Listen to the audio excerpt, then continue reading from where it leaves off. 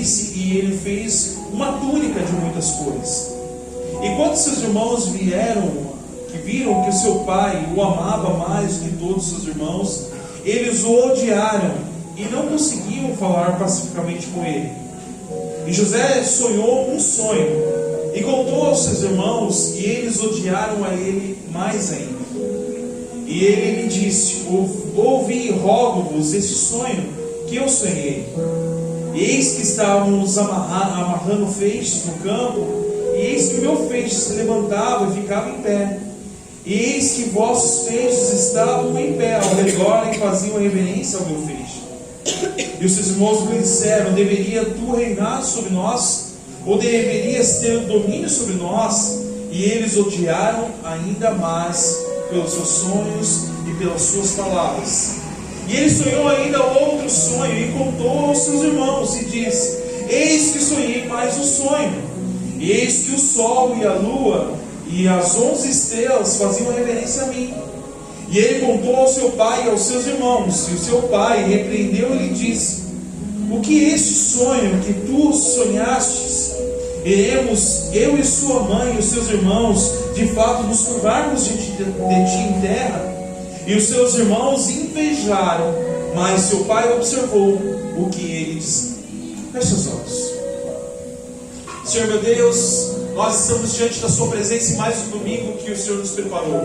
Graça te damos porque o seu amor, a tua bondade, a sua misericórdia nos alcançaram e nos fizeram que nós estávamos de pé. Então, Senhor amado, em mais uma noite te pedimos que a sua misericórdia, a sua unção e o seu Santo Espírito possam estar sobre este lugar de uma forma tão contagiante, que nós possamos ser totalmente envolvidos pela tua presença, pelo teu amor e pela tua fidelidade. Senhor, se qualquer tipo de potestade ou principado, hóstia do inferno possa querer atrapalhar este momento, possa cair por terra e o seu nome venha a ser glorificado. Pai, nós rendemos a ti graças e louvores, porque tu és bom. Te rendemos aquilo que nós viemos entregar, a nossa adoração. Então, Espírito Santo de Deus, fala com os nossos corações, fala com as nossas vidas, fala de uma maneira com a qual, Senhor, o Senhor deseja tratar conosco. Não a maneira que queremos ouvir, mas fale conforme o teu desejo. Que nós possamos compreender e entender o objetivo que o Senhor tem para com esse ministério, que nós possamos entender o objetivo que o Senhor tem para com essa igreja, e que nós possamos nos colocar na posição, que nós possamos entender o propósito de cada um de nós, no teu chamado, no teu reino e no teu ministério. Fala conosco. É o que nós te pedimos, é o que nós te agradecemos, em nome do Senhor Jesus. Lemos aqui, nós estávamos conversando, eu, a Joyce, o Ronaldo, e nós vamos fazer uma série de 3 domingos, onde nós vamos falar apenas sobre José. Então hoje nós vamos fazer a primeira parte aqui, para que nós possamos fazer uma introdução, então a gente adentrar no texto. Estamos numa semana atípica, uma semana que, neste momento, milhares de pessoas estão comemorando o carnaval. Estamos numa semana atípica que quem está acompanhando, está observando e vendo um movimento que está acontecendo nos Estados Unidos. Quem viu essa notícia? Algo sobrenatural que está acontecendo lá numa universidade. Um culto que não terminou, que começou dia 8 de fevereiro. E muitas pessoas têm viajado a este lugar para conseguir compreender o que está acontecendo naquele lugar. E eu li alguns relatos, vi algumas notícias de que um culto que começou de forma espontânea, que ainda não terminou. As pessoas já estão considerando um grande avivamento do momento. E nós estamos vivendo momentos de tribulação. Estamos acompanhando uma tragédia que assombra a Turquia, a Síria, quase 40 mil mortos e um terremoto. E estamos aqui com o propósito de conseguirmos permanecermos, de conseguirmos ser fiéis diante de todas as situações que estão ao nosso redor. Nós já falamos bastante, domingo passado mesmo, nós estávamos falando aqui sobre conseguirmos ser fiéis em momentos de dificuldade. Como está o texto que ele fala, o profeta está fazendo uma canção e ele está dizendo: ainda que a figueira não haja frutos, ainda que não haja alimento, ainda que não haja sustento, eu permanecerei fiel. O desafio dessa geração, como nós estávamos falando no domingo passado, é permanecermos fiéis diante de todas as situações que estão nos acontecendo. E o texto que nós lemos aqui fala de um jovem que aos 17 anos ele tem um sonho.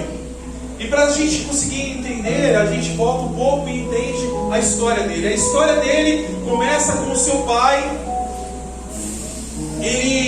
Jacó, ele é um homem que nasce de forma junta com o seu irmão. E o seu nome é dado justamente porque há uma disputa no ventre da sua mãe para quem nasceria primeiro e para quem teria a herança. A vida decorre, os dois crescem, nós conhecemos a história. Jacó, em determinado momento, ele engana o seu irmão, ele toma a bênção, a primogenitura, e Jacó ele sai fugido da casa do seu pai.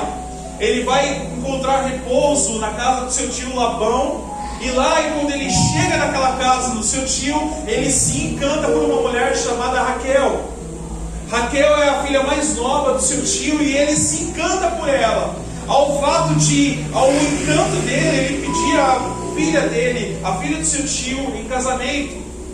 Há um acordo e o seu sogro propõe um acordo, que ele trabalhe por 7 anos para que assim ele possa ter a posse e a mão de Raquel. Como combinado, ele trabalha por 7 anos, ele se dedica por 7 anos, e ao final dos 7 anos, quando ele tem direito do casamento, quando ele tem direito, há uma festa muito grande, seu sogro o embebeda, e ele se casa com a irmã mais velha, Lia. Ele se sente enganado, mas o seu sogro espertamente fala: eu te proponho algo melhor. Se você vai casar com a minha filha mais velha, casa com a mais nova, trabalha por mais 7 anos. E lá vai Jacó, mais 7 anos trabalhando, porque ele tinha um objetivo, que era casar com Raquel. Raquel era o seu grande amor. 7 anos ele trabalha, e finalmente ele consegue casar com Raquel. Raquel é o grande amor de Jacó. Só que Raquel ela tinha uma impossibilidade, ela não poderia gerar filhos. Diante da dificuldade, Lia, a irmã mais velha, ela consegue dar filhos a Jacó. Jacó ele tem filhos com Lia e filhos com as empregadas. Mas a mulher a qual ele amava, ele não tinha filhos. E em determinado dia, em determinado momento, Deus cumpre a promessa em Raquel. A palavra de Deus fala que Deus, na velhice de Raquel, abre o seu ventre. E quando ela abre o ventre, ela tem um filho chamado José. José é o filho xodó do pai. Se você perguntar para o pai e para a mãe se existe um filho que é o xodó, a mãe e o pai nunca vai admitir. Mas você sabe no fundo que existe o xodó. A Kézia já olhou para trás e denunciou-se. A gente, por pai, a gente ama igual os nossos filhos, mas sempre tem o xodó, sempre tem aquele que você faz um carinho a mais, você dá um beijinho a mais. E não era diferente. José tinha 10 filhos e José nasce. Quando José nasce é diferente o tratamento, é diferente a forma com que ele conduz, a forma como ele educa, é diferente. Passa mais algum tempo e Raquel dá um novo filho a Jacó, por nome Benjamim. Só que a Bíblia descreve que quando Benjamim nasce, Raquel morre no parto por dores. Então José passa a ser mais ainda o xodó do pai. Por quê? Raquel, ela morre, José agora passa a ser aquele filho que Jacó tanto queria. E aí começamos a história que nós acabamos de ler. nós não conseguimos compreender os propósitos e os desígnios de Deus para as nossas vidas. Nenhum de nós que estamos aqui conseguimos compreender ou enxergar aquilo que Deus tem para com as nossas vidas. Hebreus capítulo 13, versículo 8, um dos versículos que eu amo. A palavra de Deus fala que Deus é o mesmo ontem, Ele é o mesmo hoje e será eternamente. Deus, Ele enxerga o seu final como o seu começo. Ele sabe exatamente o seu final. E Ele faz formas, Ele te conduz de forma com que você chegue no objetivo que Ele traçou pela sua vida. Jeremias capítulo 29, a palavra de Deus fala: eu tenho planos de paz para vós, e não planos de mal. Porque Deus sabe exatamente o fim da sua vida e o que está determinado para nós. O que está determinado para eu e você que estamos aceitados nesses lugares. Deus tem um propósito maravilhoso para com as nossas vidas. Aí você pode me repreender dizendo: pastor, você não sabe o que está acontecendo comigo hoje. Eu não sei o que está acontecendo com você hoje, como você não sabe o que está acontecendo comigo. Porém Deus, Ele já conhece os propósitos e os desígnios da sua vida. Talvez o sofrimento que você está passando hoje é o propósito maior que Deus fez para que você consiga chegar ao objetivo que Ele traçou para você. O que Deus traçou para você, o objetivo que Deus tem para a sua vida, aonde você vai chegar e como você vai chegar, Deus já determinou. Porém, você tem o livre-arbítrio de escolher o caminho que você vai seguir. Você tem o livre-arbítrio de escolher como você vai chegar ao objetivo. Deus vai te cercar ao ponto de você chegar ao objetivo, mas Deus já sonhou e Deus já desenhou o seu propósito. José é diferente. José está crescendo no meio dos seus irmãos. Os seus irmãos têm inveja dele, porque Jacó é diferente. Jacó olha com olhos diferentes. Jacó cuida diferente de José. E aí então uma parte interessante. Jacó, em determinado dia, ele pega uma roupa toda colorida, porque hoje nós escolhemos a roupa de acordo com a moda. Para fazer uma roupa colorida num tempo como o daquele era muito complicado, gastava-se muito tempo, gastava-se muito dinheiro, gastava-se muito. E ali Jacó, ele deu o capricho de fazer uma túnica de várias cores e presenteia José. E quando ele presenteia, os irmãos já não gostam do tratamento e eles morrem de inveja. E Deus, ele se revela a Jacó, como no primeiro versículo que nós lemos nessa série, Números capítulo 12, versículo 6, onde Deus fala que se tiver algum profeta, ele vai revelar em sonhos ou em visões o seu propósito e a sua vontade. Em determinada noite, Deus dá um sonho a José. E qual é esse sonho? O sonho que ele está no campo e os seus irmãos estão amarrando os feixes, e de repente o feixe de José se coloca de pé e os outros feixes se prostram. José conta aos seus irmãos o sonho, e os seus irmãos, a palavra de Deus fala que odiaram o sonho dele, porque eles entenderam e enxergaram que eles serviriam a José. José tem um outro sonho, e esse sonho é mais profundo ainda, aonde que esse sonho Deus dá a ele, que o sol e a lua e as estrelas se curvariam diante dele.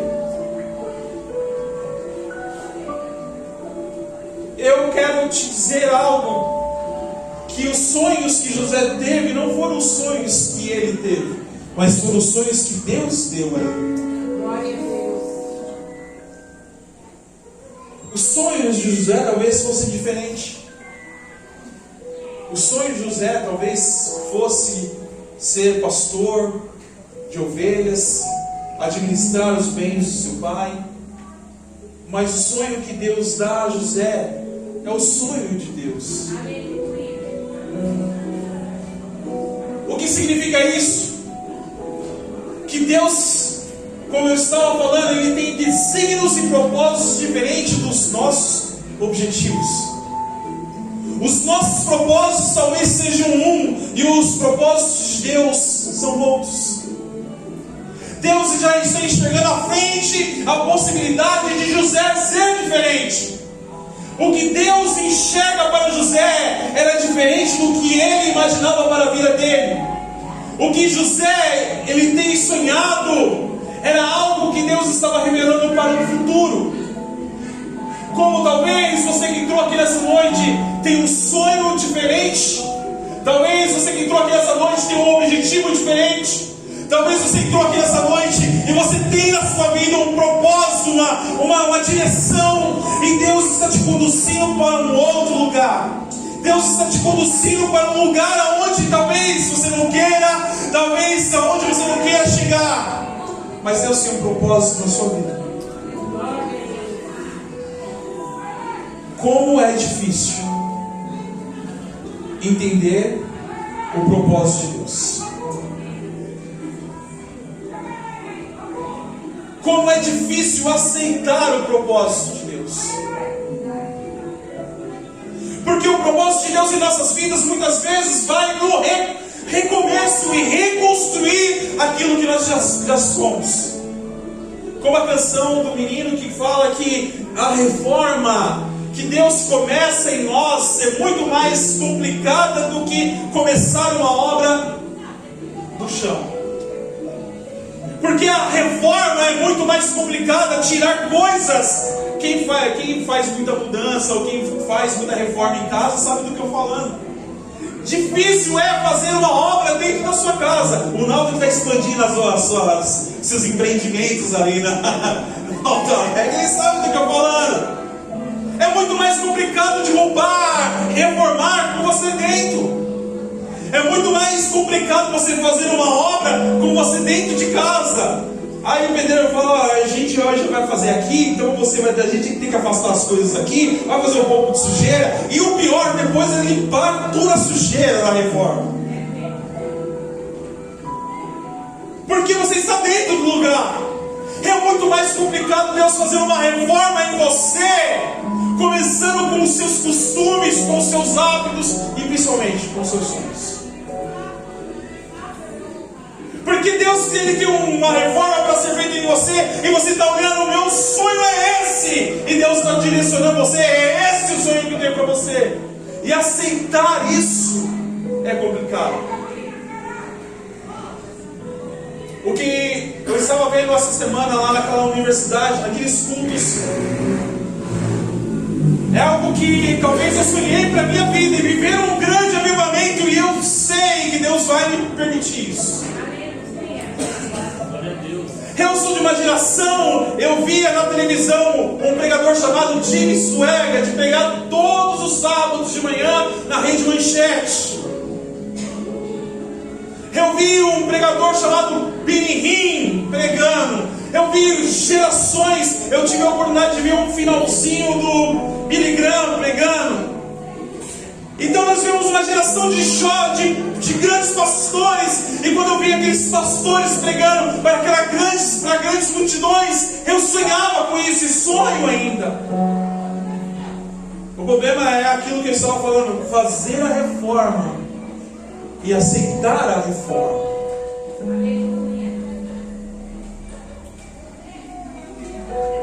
Porque às vezes nós não somos capazes de viver o sonho de Deus, porque sempre estamos colocando impedimentos.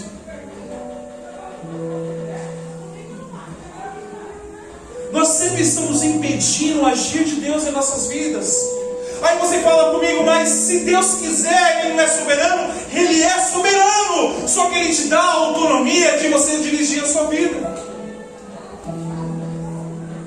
Às vezes queremos tomar decisões erradas, e Ele está falando: não. José, quando ele começa a falar do seu sonho, ele confronta diretamente os seus irmãos, porque ele não enxergava onde Deus queria conduzir ele. Porém, todas as pessoas que estão ao redor conseguem entender o sonho que José não tinha entendido.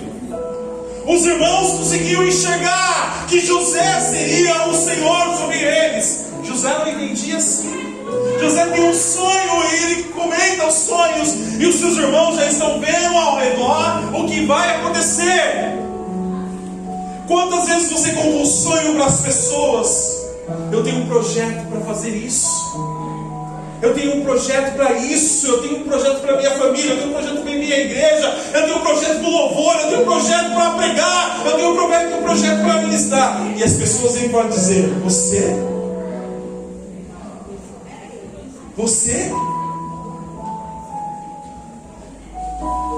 Talvez quando as pessoas disseram para você: o seu sonho é muito grande, o seu projeto é muito grande, não seja ambicioso, não faça isso, vai começando de pequeno, e Deus está alimentando o sonho na sua vida.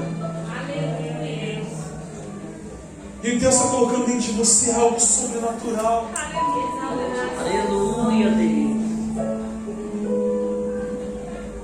Quantos projetos de avivamento Deus deve ter feito para essa nação e acabaram porque pessoas disseram: não é possível.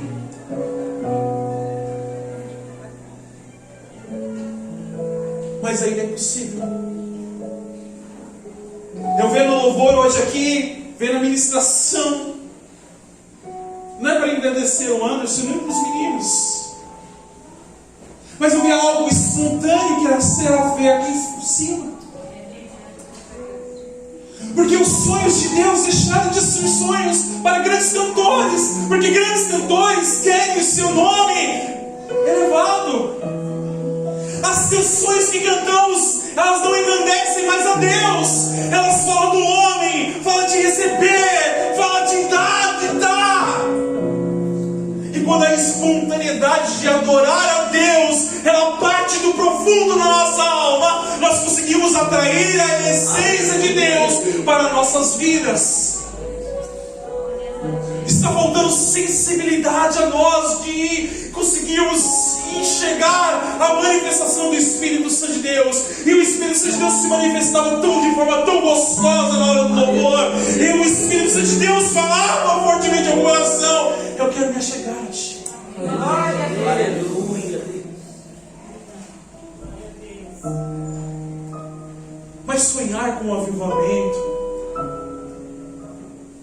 sonhar com Deus, não vai de encontro com a necessidade da sociedade.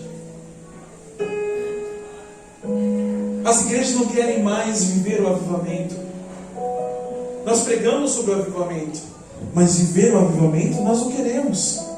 Pastor, o que você está falando? Eu estou falando de, se você quiser viver o avivamento, isso faz com que você tenha que abrir mão de tantas coisas da sua vida. Abrir mão dos seus sonhos, dos seus projetos, do luxo, da vida, e de se dedicar a Deus. Talvez esses sejam pontos determinantes daquilo que nós vamos viver para o nosso futuro e o que nós vamos viver hoje. Como você enxerga a sua vida com Deus amanhã, ou como você enxerga Deus na tua família, ou como você enxerga Deus dentro da tua casa, no teu trabalho. Se você enxerga Deus como auxiliar, que na hora da sua necessidade Ele vai te suprir, a sua vida vai continuar a mesma, e isso não implica a sua salvação. Mas se você enxergar que Deus é o centro da tua vontade, você vai começar a viver os sonhos dEle, você vai começar a ver os projetos dEle, você vai conseguir enxergar que você é parte essencial do projeto que Deus tem para essa nação. Aleluia! Você que está sentado nesse lugar, você que foi e veio essa noite, você que não viajou por motivos quais Deus não te permitiu, mas Deus te trouxe aqui essa noite. Eu estou aqui para te dizer que o propósito de Deus na sua vida é maior do que os seus sonhos, é maior que os seus projetos, é maior daquilo que você já imaginou, é maior daquilo. Não é o tamanho da igreja, não é a placa da igreja, é a forma com que nós trazemos a presença de Deus.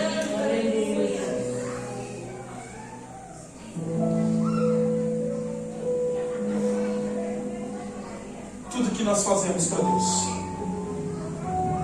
tudo que nós fazemos para Deus, sempre haverá retorno. Glória a Deus. Sempre haverá retorno. Glória a Deus. Porque Deus, Ele é fiel nas suas promessas. A Samira, domingo passado, ela estava me contando aqui, né, Samira? Que no final do culto, quando eu acabei de descer, ela falou: eu esqueci de falar. Eu esqueci dele.